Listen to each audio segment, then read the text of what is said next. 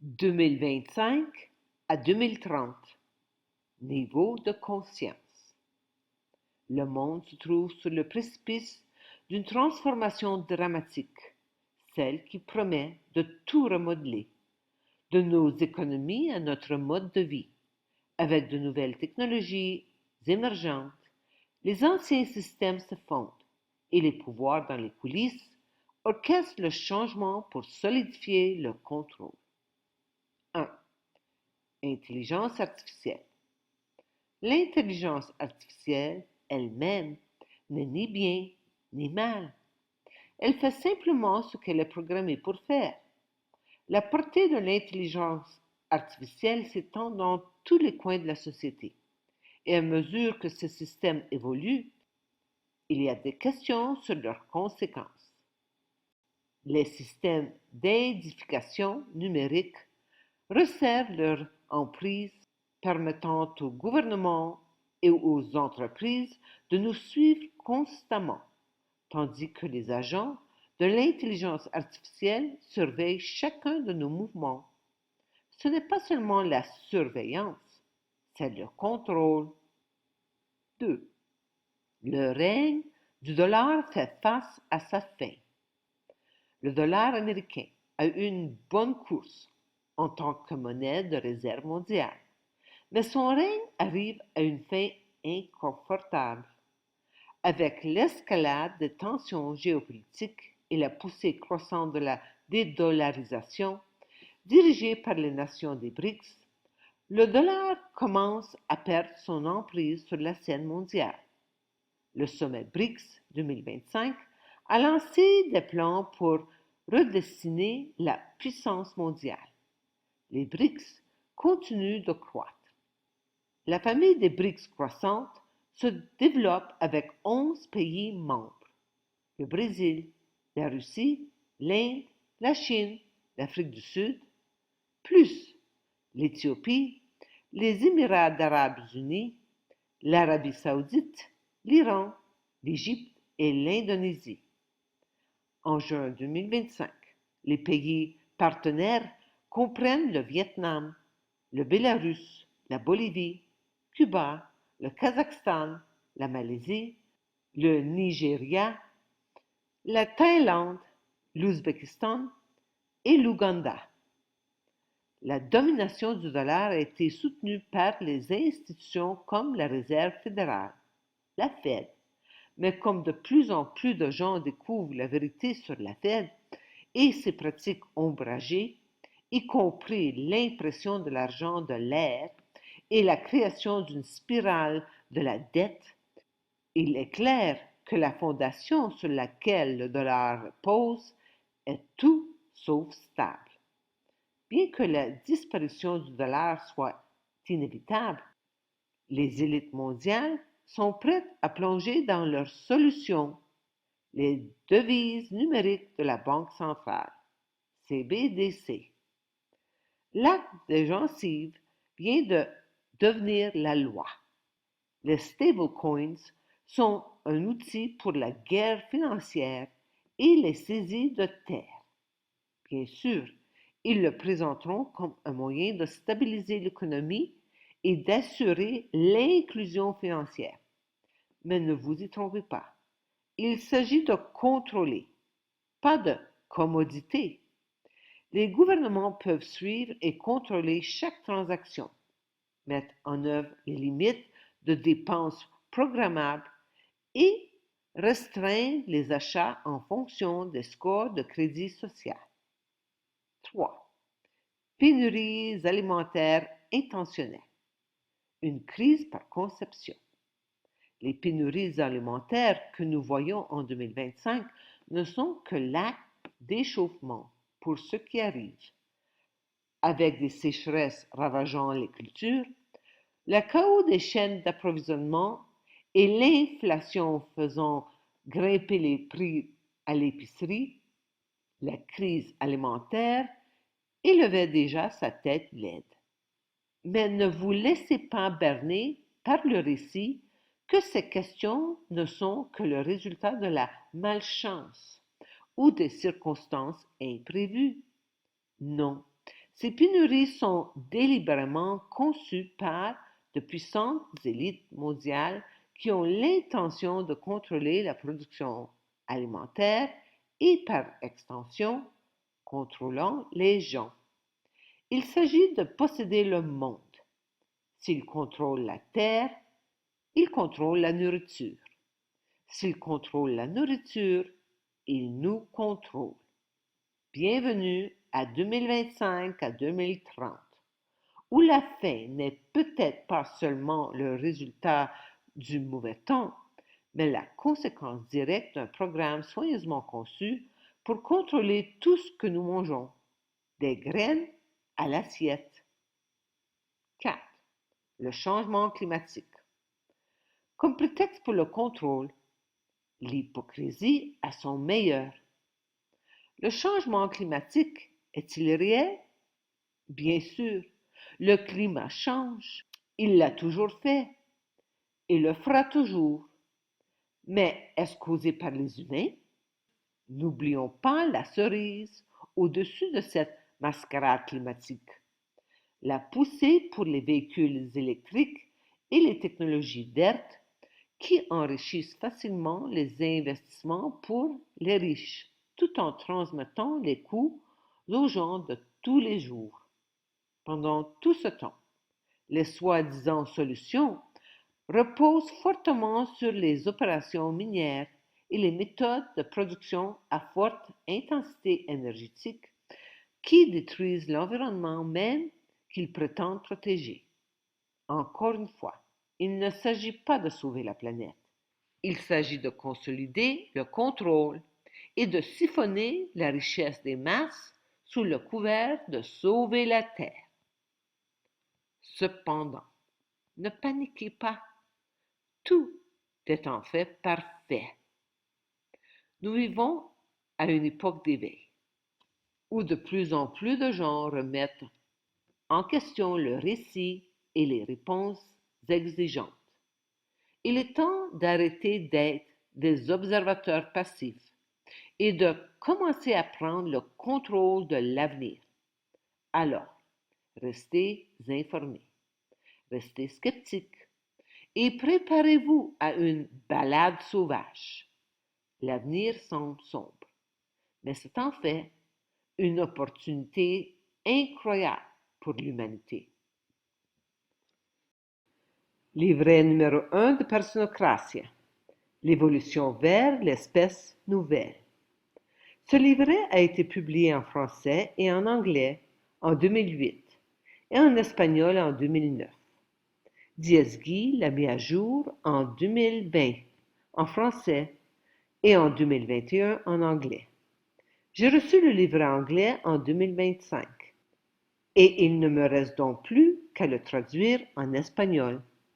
Merci de partager cette information avec les personnes en éveil. Livret numéro 1 de Personocratia. L'évolution vers l'espèce nouvelle. Pages 42 et 43. Les niveaux de conscience. Comparons la conscience à un ascenseur. Plus je monte, plus je vois loin et plus je perçois la réalité qui m'entoure. Finalement, évoluer, grandir en conscience, c'est voir les choses d'un palier plus élevé que le précédent. Chaque niveau de progression de la conscience comporte deux étapes, la vision et l'action. Livret numéro 2. Plus je monte dans l'ascension de la conscience, plus ma vision s'élargit. Je vois les choses différemment et je découvre des choses que je ne voyais pas auparavant. Alors, je modifie mon action en conséquence. J'adapte mon comportement à ma nouvelle vision. Cette seconde étape est indispensable à la poursuite du prochain niveau. Sinon, je stagne et je tourne en rond. La description des niveaux de conscience se trouve sur la page suivante. Comme on peut le constater, l'esprit créateur, Dies, représenté par un soleil, constitue la substance unificatrice unique de tous les niveaux de conscience spirituelle et matérielle. Tous les niveaux de conscience qui séparent l'esprit de la matière constituent le monde de mensonge, la fausseté, c'est-à-dire tout l'encadré. 7. Supraconscience, la conscience de vérité. Sur le toit, la lumière pure, au-delà du mental, supramental, diésique, hors séparation. Il unit esprit et matière, un et tout à la fois. Il différencie sans diviser et génère la solidarité universelle, hors espace-temps, hors loi, hors biologie, pulsation créatrice de l'univers à chaque instant. Il constitue notre avenir évolutif. C'est le niveau de conscience le plus élevé, celui de l'être humain nouveau. 6. Superconscience, le penthouse universel, lumineux et puissant de la direction spirituelle vraie. On y accède avec la clé « Je me souviens ». Les initiés de haut niveau spirituel, sous la gouvernance de l'âme, s'y trouvent. Chacune avec sa spécialité, son angle de vision.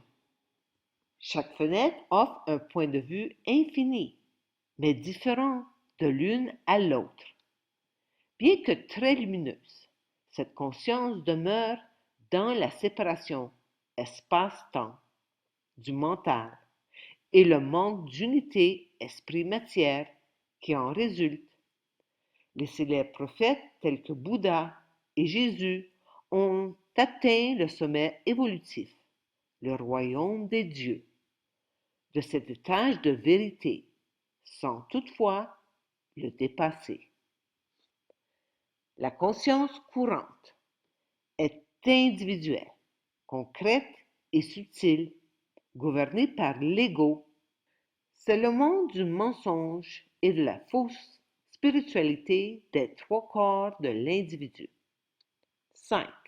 Corps mental des pensées s'occupe de l'administration de l'édifice. 4. Corps vital des désirs fournit l'énergie pour l'achat dans les boutiques. 3. Corps physique des habitudes procure les services courants aux usagers.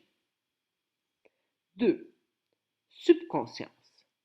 Il contient les saletés de la rue, ainsi que les déchets et égouts de l'édifice. Relent des règnes animal et végétal, il contient notre passé terrestre évolutif. On y trouve les forces de maladie et de désintégration avec, caché tout au fond, la mort, génératrice de toutes les peurs. C'est ici que se cachent les rats de la cave, qui réagissent violemment aux rayons laser de la supraconscience. 1. Inconscience. Il recède la roche des fondations sur laquelle repose l'édifice. Relent du règne minéral. La grande noirceur sans lumière. C'est notre base matérielle corporelle la plus évoluée, celle de l'inertie, qui requiert un marteau pilon pour la traverser. Tout au fond, on trouve Diès, recroquevillé qui attend. Amour infini. De l'esclavage du millénaire à la souveraineté individuelle. Réjouissons-nous, car la folie que nous vivons est une illusion qui pousse de plus en plus d'entre nous à s'éveiller. Notre monde traverse une crise évolutive, car l'esprit humain est prêt à dépasser l'intelligence rationnelle pour accéder à une conscience supérieure. En Orient, au XXe siècle, Sri Aurobindo et la mère ont découvert et ancré la conscience de vérité, la conscience supramentale, dans l'atmosphère terrestre. Depuis lors, cette conscience supramentale agit sur Terre en tant que pouvoir actif d'évolution. Une fois bien ancrée, la nouvelle conscience était prête à passer à l'étape suivante, sa vulgarisation et sa propagation. En Occident, au XXIe siècle, émerge Persocratia. Sri Aurobindo a synthétisé les idées orientales et occidentales de l'évolution et a déclaré avec audace que les humains sont des êtres de transition, qu'ils ne sont pas définitifs, que l'évolution continue et que les humains seront dépassés. C'est l'avenir qui attend l'humanité. Il s'agit d'une aventure de conscience sans précédent sur Terre. Un seul regard sincère sur la situation mondiale actuelle suffit à nous convaincre qu'elle atteint le point de non-retour. Cessons de répéter nos vieilles habitudes qui ne peuvent qu'engendrer davantage de souffrance.